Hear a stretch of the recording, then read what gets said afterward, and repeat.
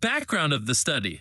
The devil is in the details is focused on using hydroponic grow tents, kitted with Internet of Things sensors and controlled by artificial intelligence as an alternative method of sustainable farming. For rural subsistence farming. Rural subsistence farming in KwaZulu-Natal and the Eastern Cape is unpredictable. This is due to weather patterns in recent times that have damaged farmland and inhibited crop growth.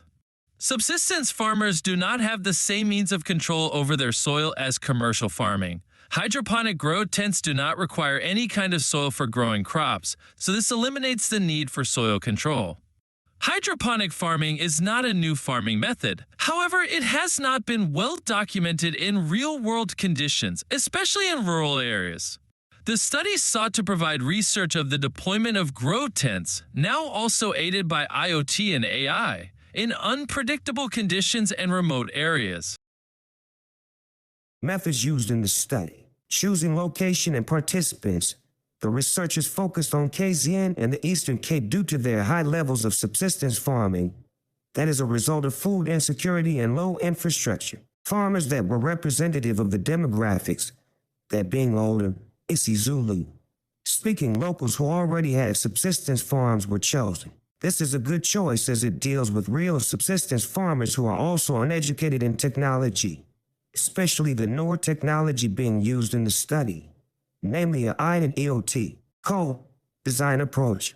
The researchers opted to collaborate and work alongside the farmers during the deployment and analysis of grow tents and their efficacy. Farmers were given room to provide feedback to the researchers, and the researchers provided education to the farms on the technologies being used.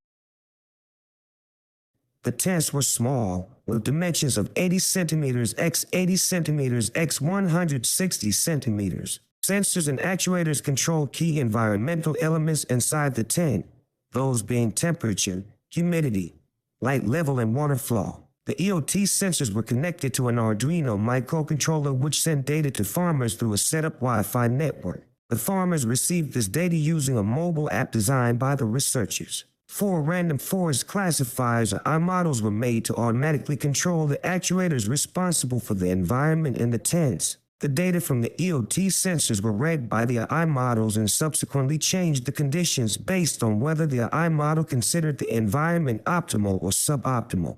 The AI was trained by the researchers beforehand using generated data. Deployment. 6 grow tents were deployed in total, 2 tents in the Eastern Cape and 4 tents in KZN. Farmers were given education and training on the tents and their technology. The farmers and researchers communicated with each other on WhatsApp groups, some of which were farmer to farmer as well as farmer to researcher. Data collection.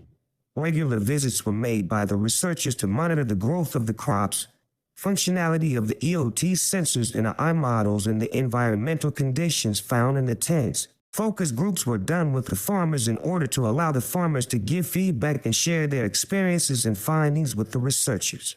WhatsApp was used by the farmers to report crop growth and issues with the tents.